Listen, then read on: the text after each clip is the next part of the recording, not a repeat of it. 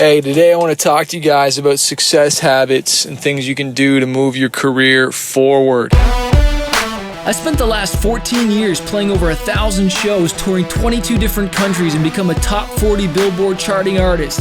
I fired my record label to go out on my own as an independent artist to market and release my own music, selling thousands of albums and millions of streams. The question I always get is, how did I do it without a label and sell even more music? This podcast is here to show you the way. Join me and follow along as I learn, apply, and share marketing strategies to grow my music business and a loyal fan base. So hey guys, it's Sunday morning, just going to get my wife a coffee because I guess she wants to get some new coffee maker and it's not here yet. So I'm going to get my wife Starbucks, and I do that a lot because I love her. And so I want to record this podcast for you. But I was thinking, and I was actually reading a book, it made me think about my journey and the success habits and things that I had implemented as a young boy that helped me to get to where I am today, and I think they'll inspire you. And I didn't start out with a silver spoon, okay? Some of you know that I lost my dad to suicide when I was 5 years old. I didn't grow up rich or anything like that. I am, first generation kind of success and wealthy in my line, and I plan to pass that down to my daughter and her children's children. But I don't know where the hustle came from, but as a little boy, I would, get a paper route to try and make some extra money. In fact, I even had 2 paper routes at one point. I would shovel snow in people's driveways. I was the kid that would, be really hardcore about the garage sale, selling my old toys, the lemonade stand. I remember a kind of father figure of mine offered me a job to clean his college, and so I would clean toilets and vacuum floors. And I specifically remember that job because that's when I started to get into music and listening to hip-hop and rock. I was always listening to that stuff, but listening to it in the sense of, also wanting to write it, which was a completely different, when all of a sudden you're thinking, I'm going to come up with my own rhymes, or I'm going to come up with my own stuff. It was just like a completely different thing, right? And I remember having my Walkman and just vacuuming and cleaning the toilets, and I wasn't upset or anything like that. I was stoked, I was like, whatever. And I don't even know if I knew what I wanted to do with the money then, because I don't even know if I knew what a producer was or who to make music, but I had the work ethic, to just, put the time in, make the money. And I think the majority of the time was because I wanted to go skateboarding downtown, or back then it was probably, I don't know, I just remember us trying to get shows back then and just perform on stage. It was nothing about making money. It was like, my job made the money. Music was just music. It was fun. I just wanted to create art. Just wanted to create the art and make great art, And I remember even the first show we did, like, I was shocked when they, took up an offering, or another place actually wanted to pay us.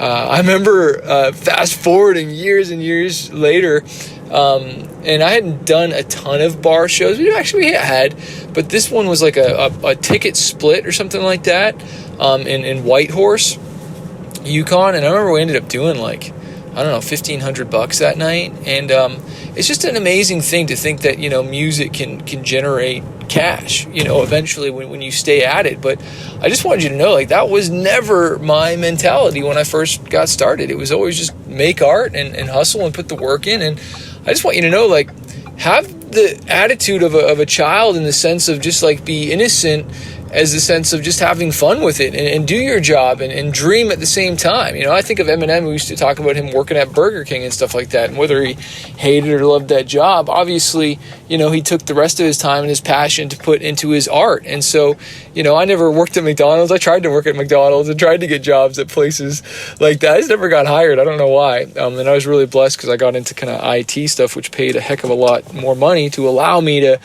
put my, to pay for studio time and all that stuff. It definitely, helped and stuff, and buy beats. And, it's funny. I feel like I got overcharged for beats back in the day from some friends. Some friends just hooked me up. They were just like, dude, like, when you're successful, I'll be successful, and pay me when you got the money, or just buy me a pair of $100 shoes, but some dudes were charging like, $500 back then. It's like, that was a lot of money when you're first getting started, you know what I mean?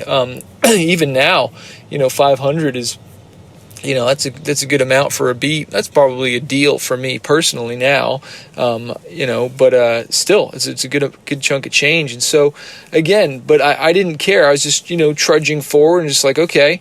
And I never would have thought, going back to like 1998, 1999, I never would have thought in a million years like I'd actually be making, money off of income or off of my music and it being my actual, substantial income. And so I just want to encourage you, don't despise small beginnings. If you're going to your day job today, enjoy it. But keep dreaming, keep believing, work even harder on the way to the job, on the way home.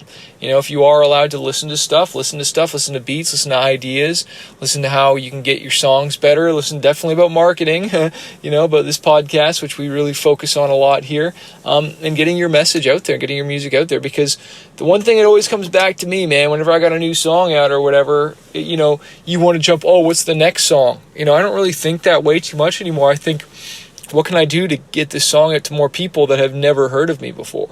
And that should always be the thing. What can I do? How can I get in front of millions this week? What can I do? Hope this has inspired you. I want to remind you that a fighter isn't someone who never fails. A fighter is someone who never quits. So if you're a struggling artist and you're just trying to figure out this music industry, you want to go full time with your music, you want to get noticed on social media or learn how to launch an album, an EP, or just get your music more marketed out there, I want to encourage you to check out my coaching program called Fanbase University. Every single month, I jump on the phone 2 times with my students and I coach them and I teach them how to market their music, how to get noticed, how to handle booking agents, record labels, and just get their music out there.